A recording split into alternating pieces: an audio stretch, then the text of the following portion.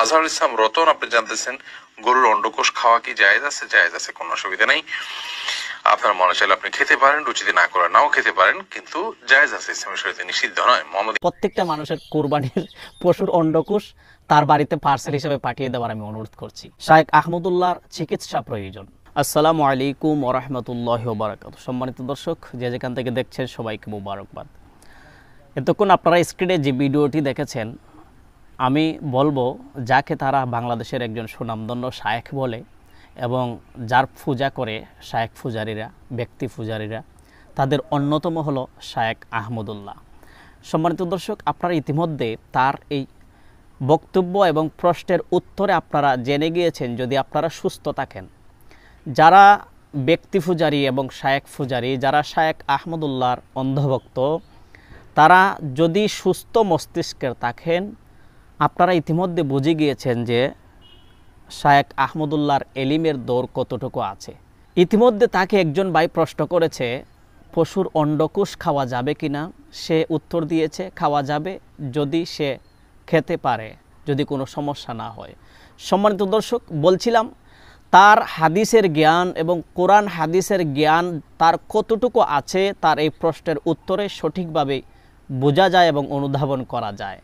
সরাসরি হাদিসের মধ্যে রয়েছে যে পশুর 60টি অংশ খাওয়া যাবে না, 60টি জায়গা পশুর খাওয়া যাবে না, এবং সরাসরি হাদিস দ্বারা প্রমাণিত আছে এই জায়গাগুলো খাওয়া হারাম।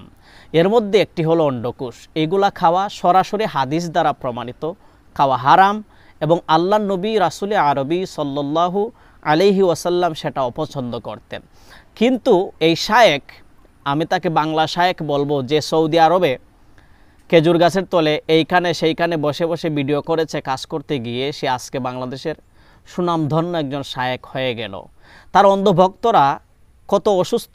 আমি শেষ কথা এটাই বলতে চাচ্ছি, শায়েখ আহমদুল্লাহর ভক্ত যারা আছেন, শায়েখ পূজারী এবং ব্যক্তি পূজারী যারা রয়েছেন, শায়েখ আহমদুল্লাহর চিকিৎসা প্রয়োজন। সে অসুস্থ মানুষ, সে অসুস্থ হয়ে গেছে তার প্রশ্নের উত্তরে এবং বক্তব্য দ্বারা প্রমাণিত। সে অসুস্থ, মেন্টালিটিভাবে সে বেকারগ্রস্ত হয়ে গেছে, এই জন্য তার চিকিৎসা প্রয়োজন। তাকে ভালো চিকিৎসা করানোর প্রয়োজন এবং সুস্থ করার প্রয়োজন। না হয়তো যে ব্যক্তি অসুস্থ, মাথা বিকৃত হয়ে গেছে, ওই ব্যক্তিকে মাঠে ময়দানে এইভাবে প্রশ্নের উত্তর দিয়ে ইসলামকে বিভ্রান্ত এবং ইসলামকে কটূক্তি করার কোনো মানে হয় না, এবং বিধর্মীদের কাছে, নাস্তিকদের কাছে ইসলামকে এইভাবে হাইলাইট করার কোনো প্রয়োজন আমি মনে করি না।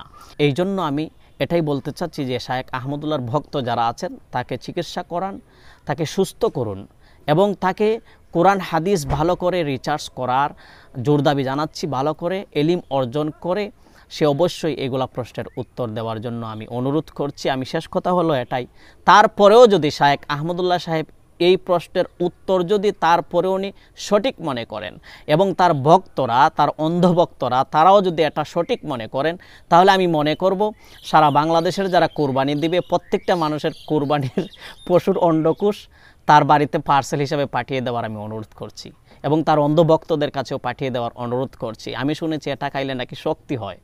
এই জন্য শায়েখ আহমদুল্লাহর ভক্ত যারা এবং শায়েখ আহমদুল্লাহ সাহেব সহ যারা অন্ডকোষ খাওয়ার পক্ষে, আমি অনুরোধ করব সারা বাংলাদেশের মানুষের প্রত্যেকটা কোরবানির অন্ডকোষকে শায়েখ আহমদুল্লাহ এবং তার অন্ধভক্তদের বাড়িতে পাঠিয়ে দেওয়ার জন্য আমি অনুরোধ করছি। আসসালামু আলাইকুম ওয়া রাহমাতুল্লাহ।